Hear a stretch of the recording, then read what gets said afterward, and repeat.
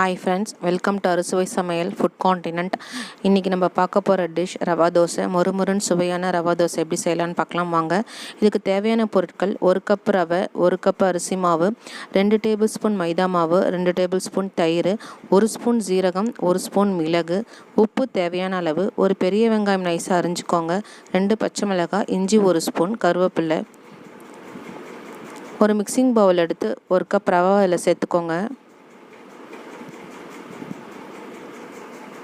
அரிசி மாவும் 1 கப் தான், அதுவும் சேர்த்துக்கோங்க.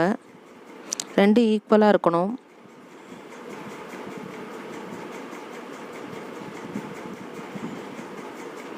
சீரகம் சேர்த்துக்கோங்க. மிளகு அப்படியே சேர்த்துக்கலாம், இல்லைனா உடச்சும் போட்டுக்கலாம், நம்ம இஷ்டம்தான். 2 டேபிள் ஸ்பூன் மைதா மாவு. அதுக்கு மேலே அதிகமாக சேர்த்திங்கன்னா தோசை குழ குழன்னு ஆகிடும், அந்த ஒரு மொறுமொறுப்பு தன்மை கிடைக்காது. இஞ்சி சேர்த்துக்கோங்க, பச்சை மிளகாய் சேர்த்துக்கோங்க,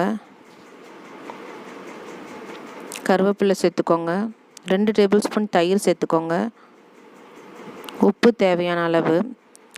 அவ்வளோதான். நல்லா மிக்ஸ் பண்ணிவிட்டு தண்ணி ஊற்றி வெங்காயம் சேர்த்துக்கோங்க. தண்ணி கொஞ்சம் நிறையவே ஊற்றிக்கோங்க, தாராளமாக தண்ணி ஊற்றிக்கலாம். இது ஒரு 20 நிமிஷம் மூடி போட்டு வச்சுட்டு இது நல்லா ஊறணும். 20 நிமிஷம் ஊறினதுக்கப்புறம் நம்ம தோசைக்கல்லில் ஊற்றலாம்.